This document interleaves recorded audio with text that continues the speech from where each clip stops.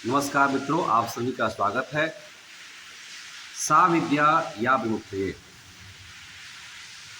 विद्या वह है जो हमें बुराइयों से अच्छाई की ओर ले चले, अंधकार से प्रकाश की ओर ले चले, गलत से अच्छी दिशा की ओर ले चले,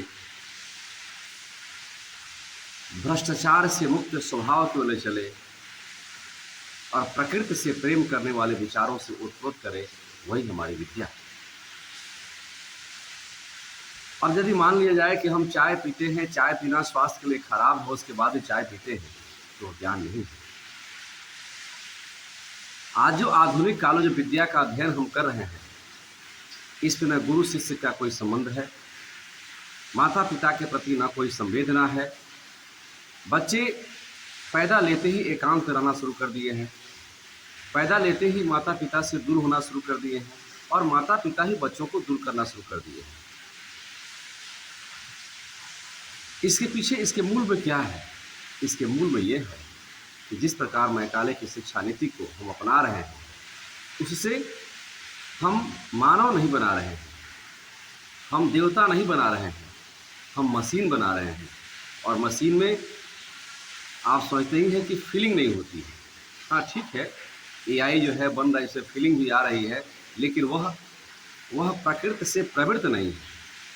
मैं सिर्फ और सिर्फ इतना ही कहना चाहता हूँ, भारत सरकार से आह्वान करना चाहता हूँ कि हमारे परंपराओं में बहुत ऐसी विद्या हैं जिनको अपना करके हम सुख शांति चैन से जी सकते हैं, एक दूसरे से प्रेम कर सकते हैं। हमें दर्शन शास्त्र का अध्ययन करना चाहिए, हमें उपनिषद का अध्ययन करना चाहिए, सिलेबस में वेदों को लेकर के आना चाहिए, सिलेबस में योग को लेकर आना चाहिए, सिलेबस में अष्टाध्यायी लेकर आना चाहिए और आधुनिक ज्ञान भी होना चाहिए। जब आधुनिक ज्ञान और प्राच्य विद्या का समावेश होगा तो निसंदेह रूप से हमारा जो दिव्य भारत का जो संकल्प है कि भारत विश्व गुरु बने, निश्चित रूप से भारत विश्व गुरु बनेगा।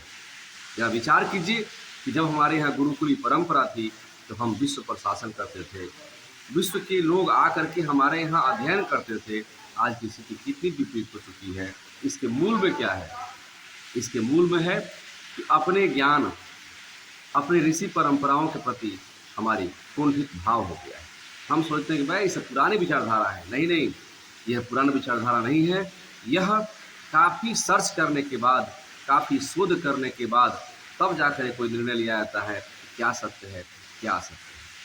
मैं पूछता हूँ कि आपके पास पूरी संपत्ति धन आ जाए परंतु शांति न मिले तो फिर उस ज्ञान से क्या लाभ?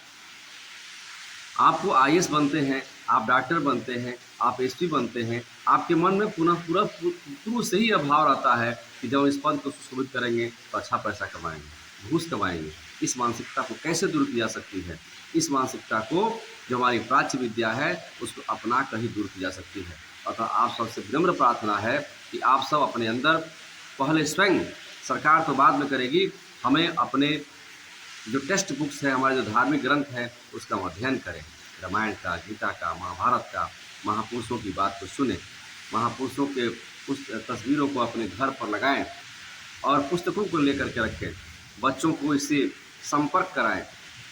जरा सोचिए कि वो दिन कैसा होगा जब रामायण कालीन बहुत सारे जगह हैं जिनका नाम परिवर्तित हो चुका रहेगा।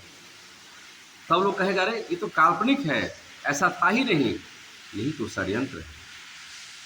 ठीक उसी प्रकार जिस प्रकार हम अपने ज्ञान, अनमोल ज्ञान को भूलते जा रहे हैं, उसी प्रकार आने वाला कल में रामायण कालीन, महाभारत कालीन जितने भी प्राचीन नाम हैं वह सबको भूल जाए।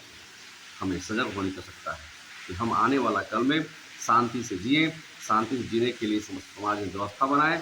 इसके लिए ज़रूरी है कि हमारे सिलेबस में, हमारे ज्ञान प्रणाली में प्राच्य विद्या का समावेश हो और इसकी प्रोत्साहन मिलनी चाहिए।